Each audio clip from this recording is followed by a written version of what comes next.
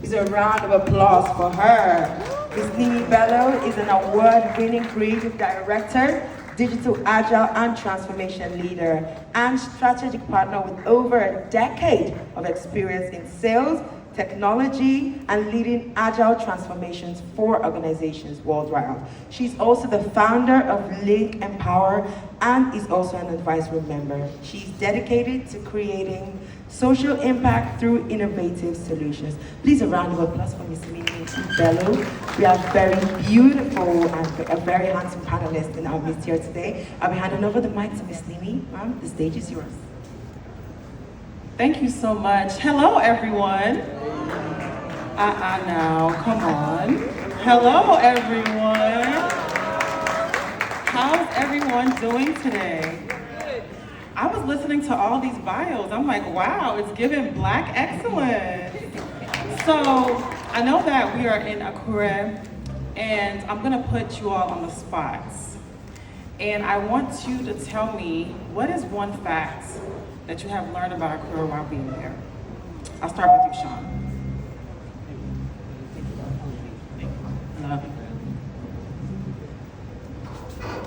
So the one fact I learned, and for one, good morning everybody, good to see you, or good afternoon. The traffic is a lot better here than it is in Lagos. Round of applause. The people that I've met here, so many great individuals who are not only entrepreneurs, but visionaries, people who are hungry to grow. It's amazing. The creativity. I had a great gentleman last night come and bring me a gift the next day because I took a photo with him. And that level of intention and trying to manifest relationships based on true connection meant a lot to me. So I feel like the people here are really, really the key to why Africa is great. I love that. Okay, Sean is getting started already, okay? One of the things I learned is the development in Akure even surprises folks from Lagos. It's been an ongoing conversation that I've heard, and how impressed other people in Nigeria are with the development here in Akure. It was impressive to me as well, but just to know even regionally, folks have enjoyed this Akure experience and have been surprised by the greatness found here. That's what I learned. Awesome, awesome. Hello, everyone. So I learned something very interesting. This is my first time in Nigeria, and it's absolutely a pleasure. And so I learned that Akure is in Ondo State, and that Ondo State is the Sunshine State. And I'm from Florida, US, which is the Sunshine State. I feel totally connected to you guys.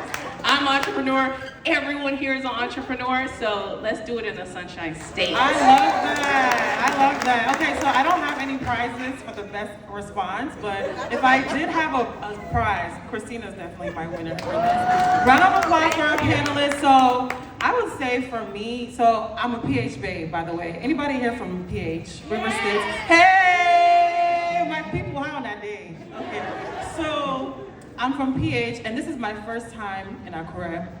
And I heard that Akure is the home of pounded yam.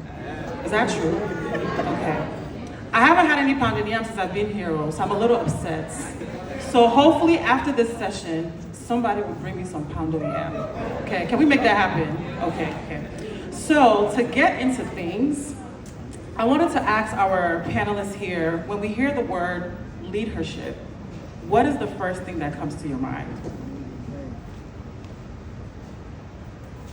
I would say women in leadership, but also women trailblazing to bring other women into their state of leadership. And I say state of leadership because it's a state of empowerment. Leading and developing your leadership skills is far beyond being a business owner or entrepreneurship, but it's about how you show up in your life. It's a character. And women in particular show leadership in so many capacities, from the way that we just bravely love our community members, in the way that we show up in our homes and take care of our families and friends, and exercise the strength that comes with our nurturing nature. So those are the first things that I love that. You're going deep. I love it. Love it. That's a wonderful question. So when I think of LeadHERship, I think of a woman causing transformation, and that transformation turning into that beautiful butterfly that has been released from the cocoon. And so women, we empower not only other women, but we also empower men as well. And women, one, they deserve to be in leadership, and we are phenomenal leaders. So that's what I think about. I also think about another ship, which is mentorship, and how we mentor the next generation, and how it's so vitally important for us to do that, you know, now, wherever you are, right? If you are an entrepreneur, or if you are a mother or a sister, whoever the next generation is, they can learn from you because you're 2 steps ahead, 3 steps ahead. So leadership, mentorship. Love that. Love that. I love that too. I like to break down words. So when I see LeadHERship, the first thing is lead. Lead means to serve and to help guide and direct, right? Her is a woman, an amazing individual who brings life to this planet. Ship is relationships. So when you think about it, it's serving and guidance through women empowered by relationships. And I think a lot of the times we all start business, thank you. A lot of the times in everything that we do, we tend to think our finances determine where we go. And we find ourselves in a place where we say, I don't have enough. But in actuality, what's more valuable than finances is relationships. So when you look at this building or any other building or even this conference, it was empowered by one person's pockets. It wasn't powered by one person's ideas or efforts. It was powered by relationships. Even working with the government, getting permits, whatever it is, it's relationships. So when I think about women, I think of all the amazing women that are out there, whether it's your mother, your sister, your teacher, your leader, whatever it may be. These are individuals that are serving with a purpose because they're helping not only foster today's generation, but as Princess said, the next generation. I love that. So I'm sitting here and I'm taking mental notes. I wish I had a pen to kind of write down some of the things that you were talking about. But we talked about, I think I heard Christina say something about mentorship.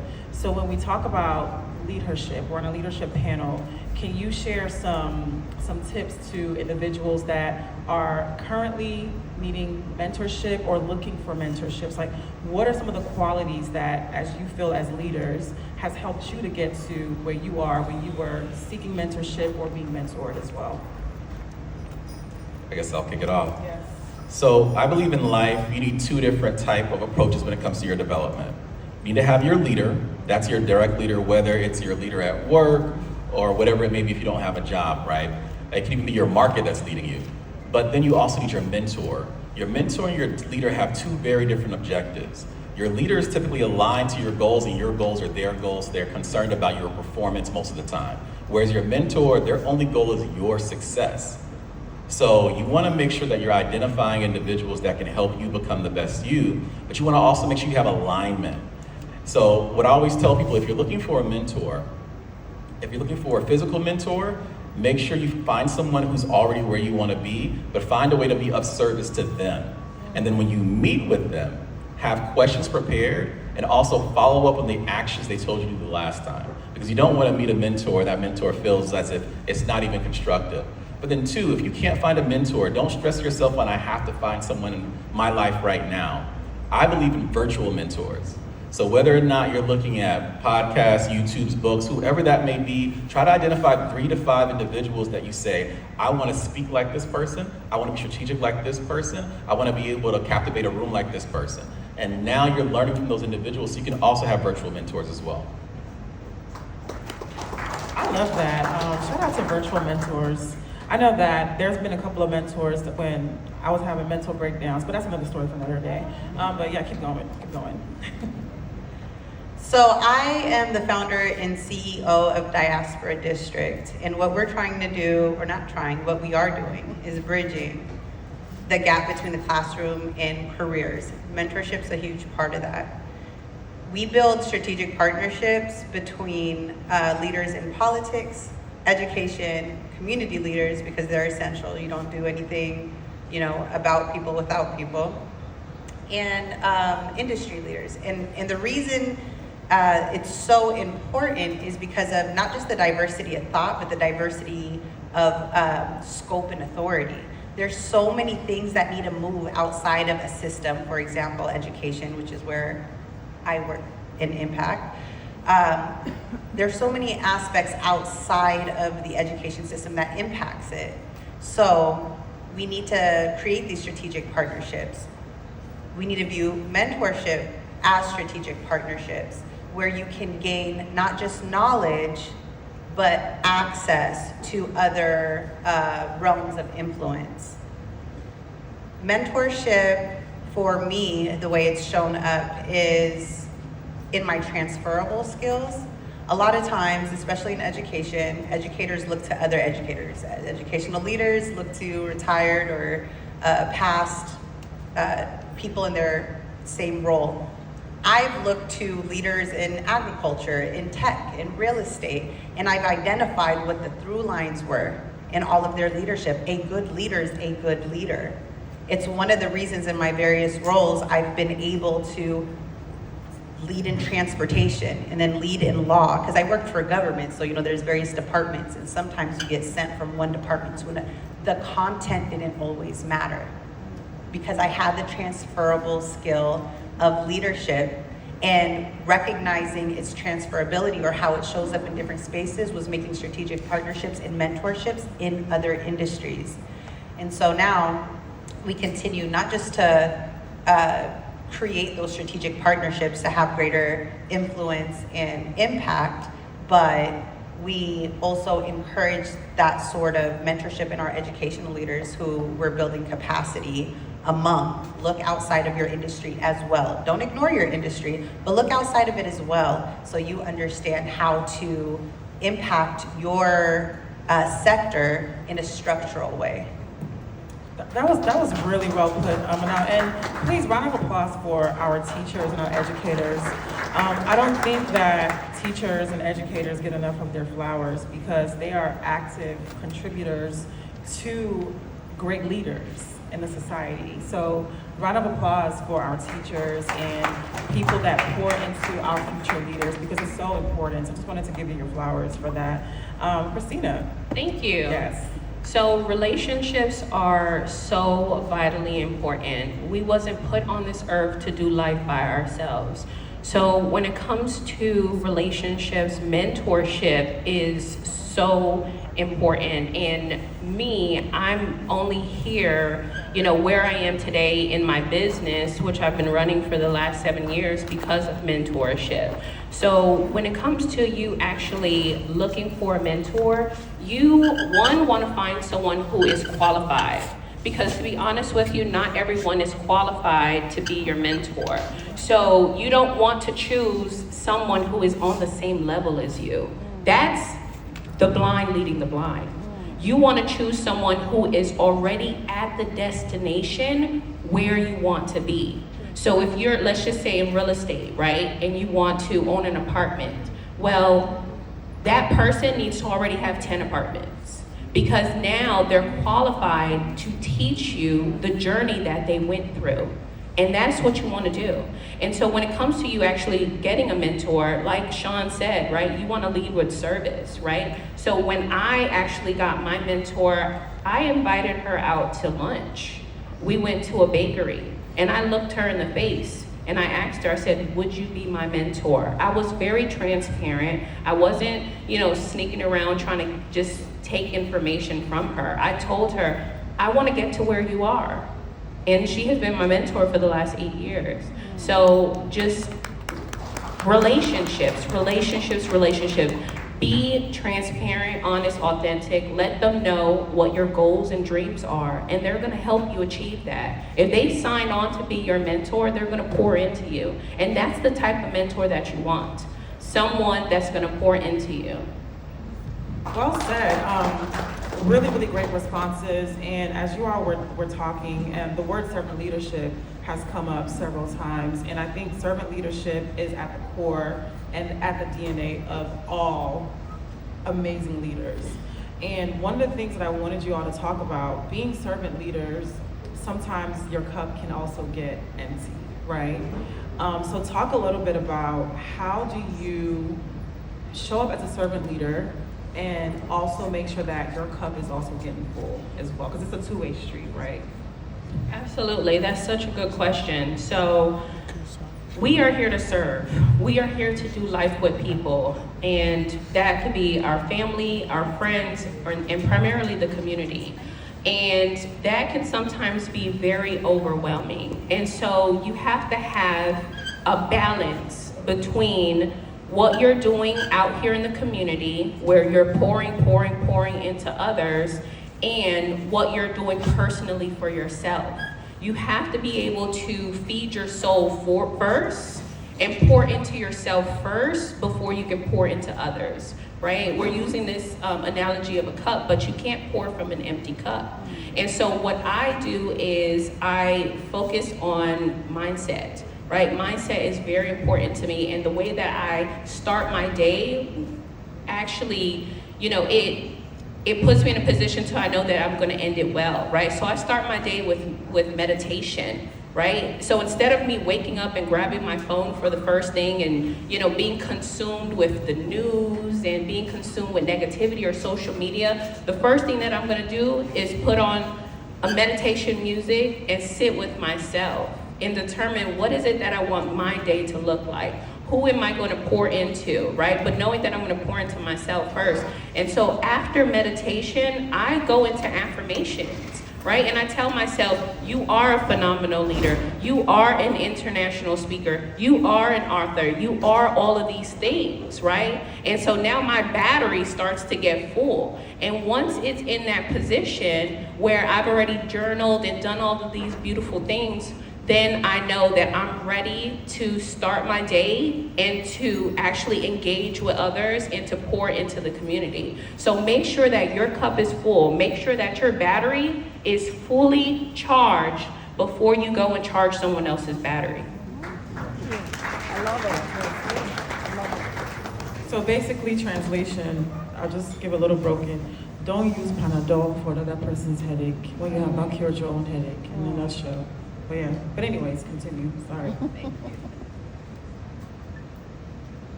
I understand the discussion around filling your cup versus other people's cup as a discussion about sustainability. And like anything you're trying to do in life, I think sustainability becomes easier when it's a lifestyle. So whether that's eating healthy or being in community, it's about the consistency and the ease when it becomes a part of your lifestyle. What I do becomes easy to me because I, as Nancy Arakbae was saying earlier, I make genuine relationships. I've met people over this conference that I genuinely know I'm gonna keep in touch with, whether we do business with each other or not. And people can feel that energy from me because I'm not going to spend my energy, whatever the monetary benefit may be, I'm not spending my energy in that way. These are still moments of my life that is worth more than any money that I could possibly make. These are chapters, these are minutes I'll never get back in my life. I need to spend them with people who are worthwhile. And I do business with people who are worthwhile.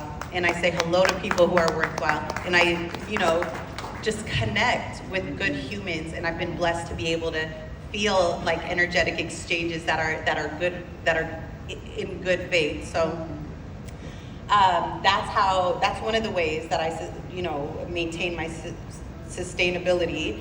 And in terms of feeling energized, it's revisiting my purpose. There's so many things that come up that you forget why you're doing it sometimes. Even the most focused person can forget their why, but being intentional about stopping and saying, what is all this for?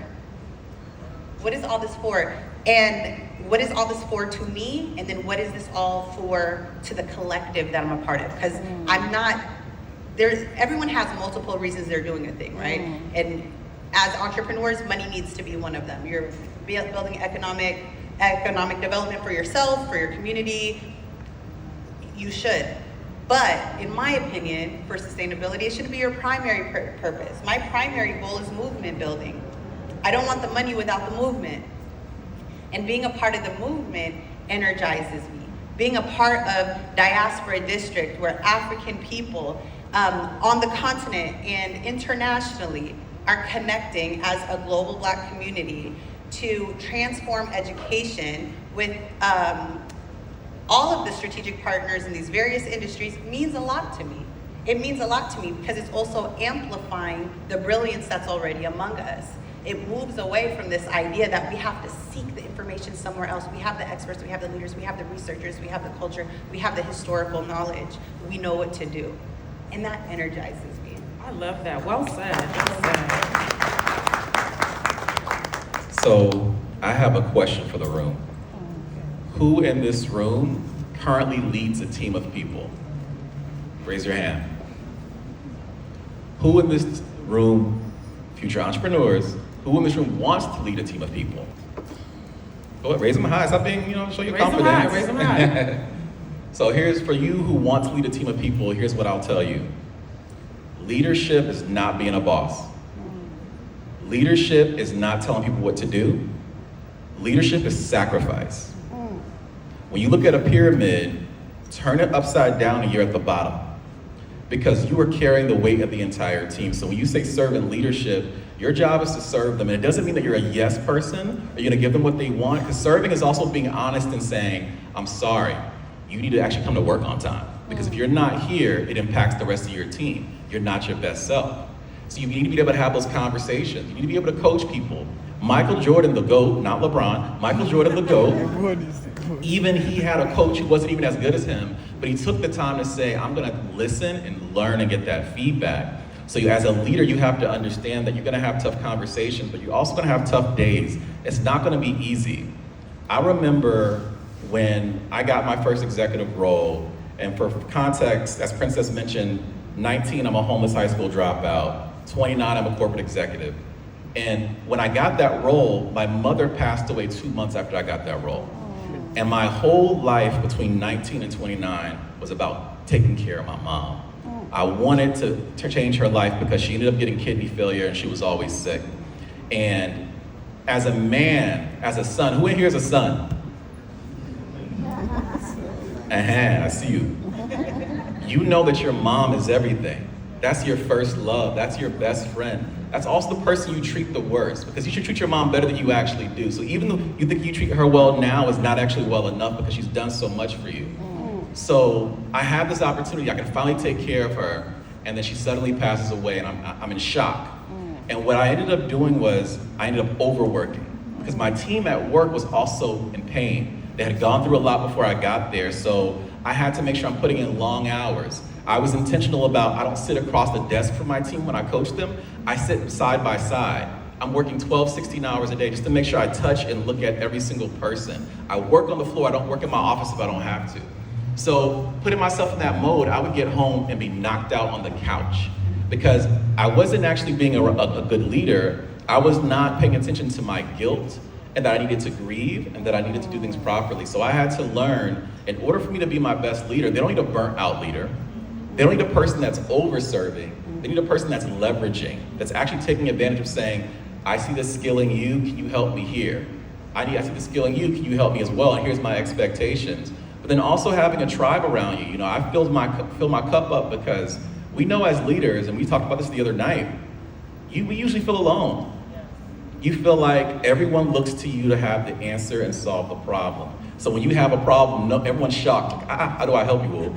So now you have to actually say, if I'm constantly feeling like I'm the one holding everyone else, how do I find a tribe that can hold me when I fall? So make sure you find other individuals, and you got them right here in this room. Do not leave this room without finding someone else who's on this same journey as you, and they will hold you up and help energize you in times of need. I love that. Round of applause for our amazing panelists. What a wealth of knowledge. So I did want to allow the audience to ask some questions. So if we can get a mic for the audience, To Sean's point, I do want to make sure that we are also being intentional, because I know leaders are very, very intentional with their time. And I want to allow not only up-and-coming leaders, even current leaders too as well, that maybe are experiencing pain points, challenges. I just want this to be a safe space. And I want you all to ask your questions to them, because we are here for a limited time. But I did hear, like, when we were coming in, people were anxious about this panel and asking questions and doing photo ops, but I do want to use this time to allow folks from my audience. So if you have questions, please raise your hand if you have a question. And come on over here, please, if you don't mind. Yeah, come line up right here. That Right way we over can here. give one mic and Correct. each person can ask, and we'll go in order. Absolutely. Thank you, purple dress. Okay.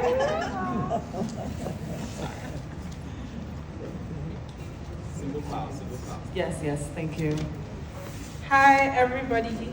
My question is for Christina.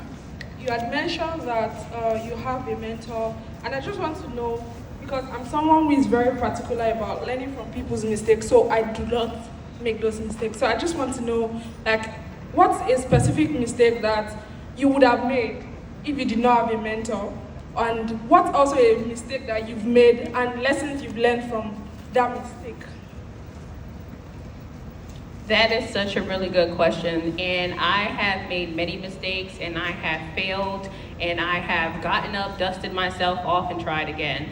So when it comes to, in the beginning when I started as an entrepreneur, that was in 2015, and I started with a real estate investment company. And so my very first project was me flipping houses. And when I started flipping houses, the first thing I did was I thought I could do everything myself. And I was so burnt out, like what we were talking about, right? Because I wanted to be cheap and save money. And so I decided not to outsource and not to delegate. And I started doing the demolition myself and thinking I could do everything. So that was one mistake that I made, because I thought that I was being efficient by saving money, but I was actually causing delays.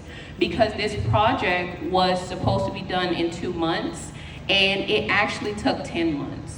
Because I took forever, because I still had a 9 to 5. So I was only working on the house on the weekends, and I was losing money. And so my mentor's like, you need to hire a contractor. So I went and hired a contractor. My mentor said, you need to protect this house because somebody could take it from you. So I protected the house. So those are the things that I, one, wish I would have known first, but I learned early on in my first project before I decided to continue to flip, houses. So I developed a system based off of what I was learning from my mentor. Thank you. Yeah, this question is to Sean. So as a leader, I know leadership is about, you said something about pouring yourself into others. So how are you able to transfer your traits to your, should I say disciples, just like Jesus was able to transfer his traits to his disciples? So how do you do that? And do you actually need to do that, or let them have their own values? Yeah. That's a really good question. Thank you. So I'll say this. I heard a great quote. Some of you may have heard this quote. A candle loses nothing by lighting another candle. A lot of times leaders get nervous about, if I develop this person too much, will they take my capabilities? And even mentors will look at their mentees that way, but in reality, you lose nothing. If anything, your value is multiplied. So to your point, I try to identify traits in them that I can help maximize. We don't have to be perfectly aligned. So I'll give you an example. I'm a natural people pleaser. I was born with a heart of wanting to see everybody happy, and I realized you don't owe everybody happiness. You don't owe anybody happiness. And I wrote a book called You Don't Owe Happiness. And I wrote this book to leaders because when you start chasing individuals' emotions, you actually don't help them at all. It's like a CEO chasing their stock price in the market. It's gonna go up and down. Focus on the inputs of what makes that company great. So I think when you focus on value, that's where you're actually successful. So if I'm focusing on value for you, I'm gonna identify, okay, you're more assertive than I am. How do I help you communicate better when you're assertive? How do I help you have a little bit more emotional intelligence, but you don't lose the aspect of the assertive leader that you are, because it's okay to be a different type of leader. So I just believe in maximizing that potential and not being afraid that I know one day I'm gonna work for you. Good afternoon, panelists. My question is to the lady at the center.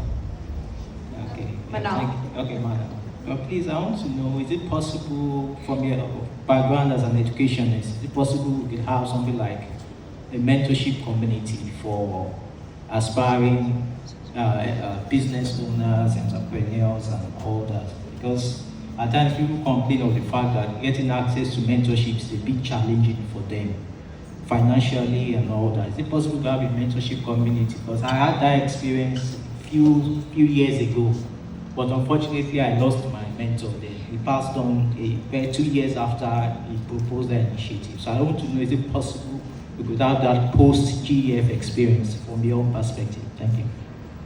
That's a great question, thank you. So one, I'm gonna answer 2 ways to make sure I understood. Generally, yes, it's literally possible. There are a lot of mentorship organizations like that that actually already exist, and you can vet them to see what works for you, what has most alignment with your mission.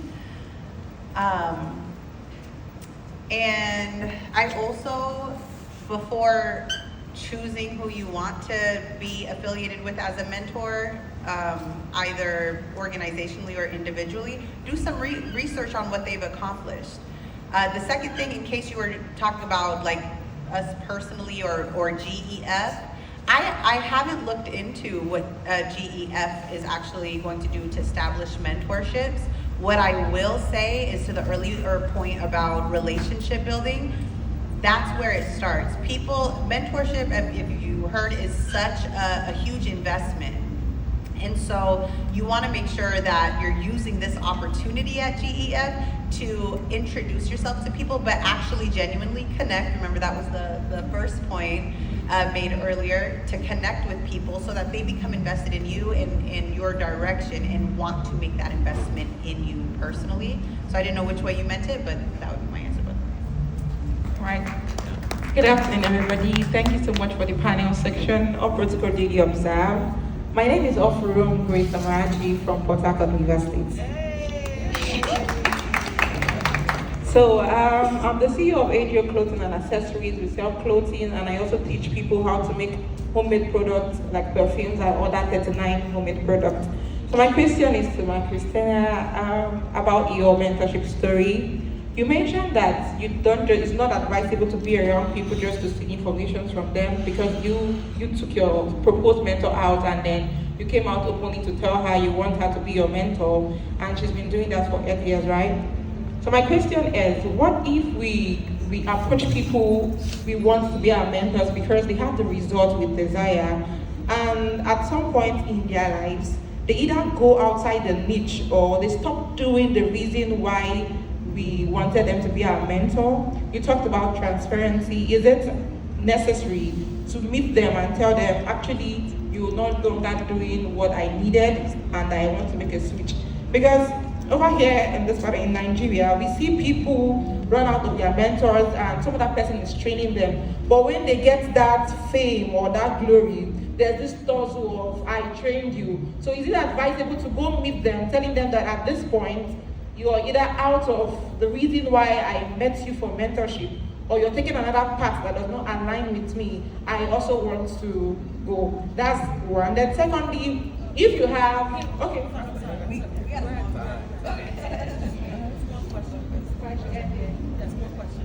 Okay, thank you. So that's a really good question, and you pretty much, hit the point, which is sometimes we are no longer aligned with our mentor. And we have to know and understand that, because at the end of the day, we're human beings and we transition and life happens. And so your mentor could very well have transitioned either into another industry, which happens all the time, or life, made them go a different path. Maybe even they moved out of the country, right? So when that happens, it's okay, because you have gotten everything that you needed from that mentor at that time.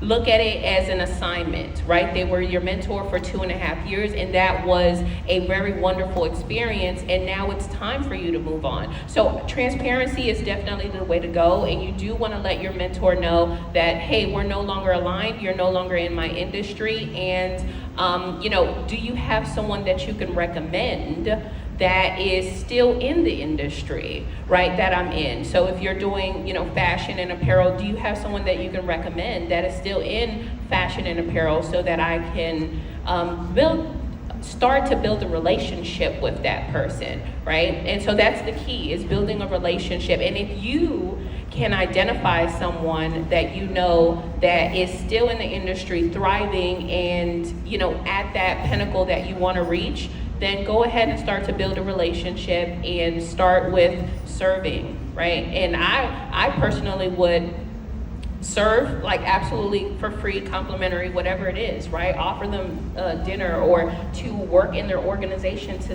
see the inner workings of it from the inside out, so that you could duplicate success. We don't have to reinvent the wheel. Thank you so much, ma'am. Good afternoon. So, I'm sorry for your extra question. We are at time, so this will be the last question. I apologize, but I'm sure our panelists here would love to talk with you all immediately after this panel. So we will definitely make time to connect, but this will have to be the last question, unfortunately. I'm sorry. All right, my name is Isaac. I'm into interior design and furniture making. Now, you talked about something, and you also mentioned something related to it, and that's about how far ahead of you your mentor should be. So, in a practical sense, because you talked about, I think you mentioned something related to that. So, how far ahead of you should your mentor be, and could generational gap, if they're very far ahead of you, could generational gap have an impact, probably negatively, on you if your mentor is too far ahead of you? That's my kind of question. So I'll let Christina touch it too. What I'll say about this is, I believe you can be a mentor as long as you're one step ahead. Some of the great mentors I've seen are the people who, as they learn, they give back. It's like, as I'm learning this, I'm passing it back. So you don't have to be that far ahead. Now, the advantage of having a mentor who's, let's say there's a generational gap, is that mentorship goes both ways. I learn just as much from my mentees as they learn from me. True. So whereas I may know my industry, and I may know of our P&Ls, and I know where the market trends are going, they can let me know about new technology that's emerging, or easier way, or what the youth are actually looking for. So it's not just a one-sided relationship. I definitely agree with what Sean is saying. So your mentor should be one step ahead of you, right? So, for example, let's just say that it's income-based, right? And so you want to make, $1 million, right? Then that mentor should already be at that level where they're generating the income that you want, right? Or if it's you opening up a restaurant, that mentor should already have the restaurant. They shouldn't be trying to figure it out, right? That person is not qualified because they haven't even reached that level yet. So they should already be there. And so that is, like Sean said, one step ahead, 2 steps ahead of you. But I do understand about the generational gap is that I think age is only a number, and that they could be any age, right? They could be in their 20s, 30s, 40s, or 50s, but it's very different when the person has the wisdom and the knowledge to teach you, and not to really focus on their age. But the older that they are, sometimes they're more wise. Thank you. Yes, thank you so much, panelists. Round of applause for our amazing panelists, and also round of applause for yourselves as well. Thank you all for joining us at the LeadHERship Experience. My name is Nimi Bello, and I am honestly really overjoyed to have hosted such an amazing panel. I know also my cup was full, so thank you all again for your time. Thank you.